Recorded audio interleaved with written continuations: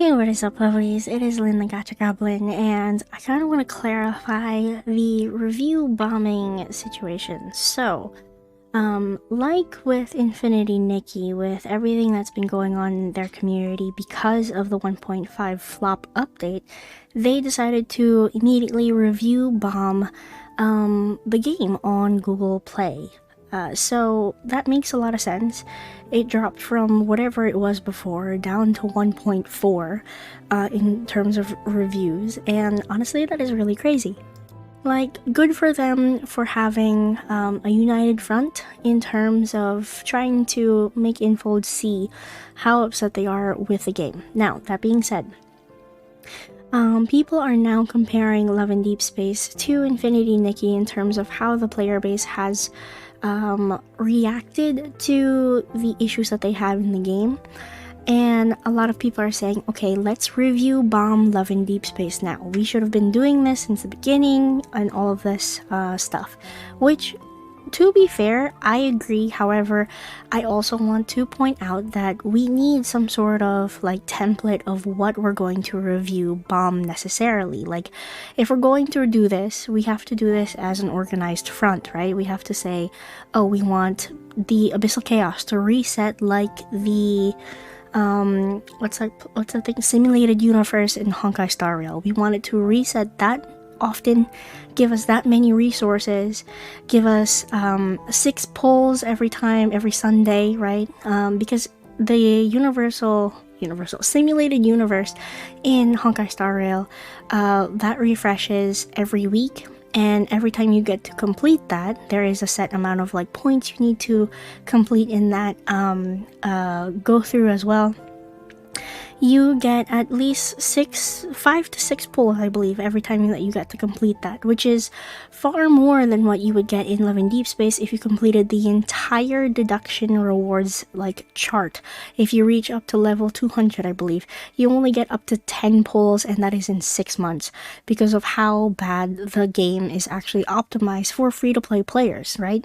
So that being said, those kind of things need to be said, need to be listed out in a very direct way, in a very professional way, or else this is going to happen. So we have here Princess, who tagged me in this post.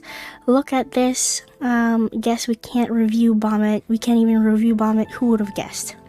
So this is coming from Chrissy here, Zane's wifey. So they delete bad reviews. Mine got deleted, saying I broke the rules of Google review politics LMAO. So this is interesting, right? They are supposedly deleting reviews. Now, I wanted to kind of dive deeper into this because what is really strange is when I went to go check the Google Play Store, I can see that it is 3.4. You know, it is sitting at a healthy 3.4. Earlier today, I made a different video. It was at 3.6. Last night before I went to bed, it was at 3.8. It is going down, okay? The reviews are going down. It is going down slowly but surely. And now there are people on Twitter who are trying to, I guess, discourage people by not fully explaining the situation. It may not even be their intention to discourage other people from review bombing, but in order to understand what is actually happening, why some people are only seeing 4.0, why some people are seeing what I'm seeing 3.4, we need to explain this. So I did some research, and so this person says, why is it still 4 stars? Miffy here says, why is it still 4 stars? And people in the comments and people in the quote retweets are saying because they're deleting reviews. They're hiding all of the bad reviews. They're making sure that it is all good. So, and then you have this other person here, My Louvre, who says, does it differ between places or something? Because they have 3.9. And then we have somebody here says it went up to 4.2. So I did some research and I asked, why is it changing? Okay, so I asked Google here. Why are the reviews not accurate based on region? So Google Play reviews for an app may not affect the same rating in different locations due to regionalized review display, a policy change that restricts access to all reviews based on the user's registered location.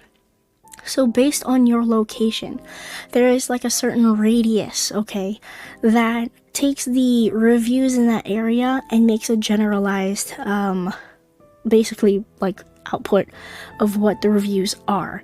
Now, I don't know why they just don't do it globally, or if they don't do it, like everybody's review around the world.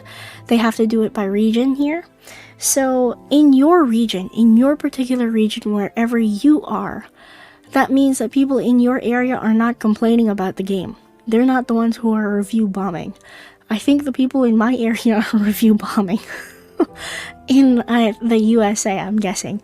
Because I guess if you go by the URL, so if ours is www.Google Play or whatever, Love in Deepspace here, this tells you like your location and stuff.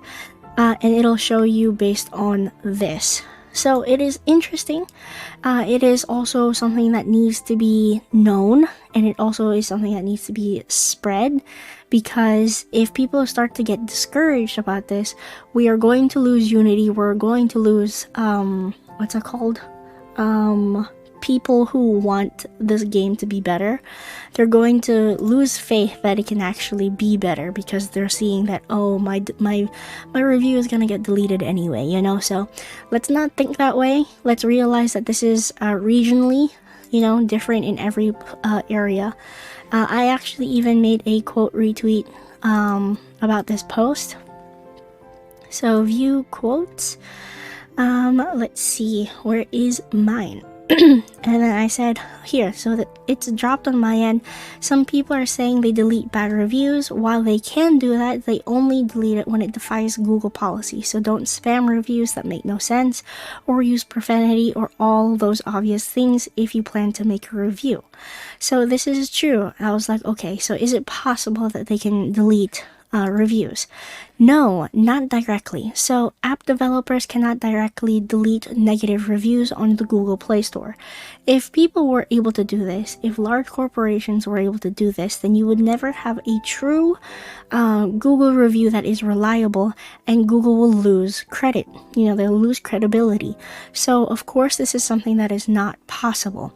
However, the developers of an app can report reviews that violate Google's policies, such as those containing spam, inappropriate language, or personal information, and Google will then review and potentially remove those reviews.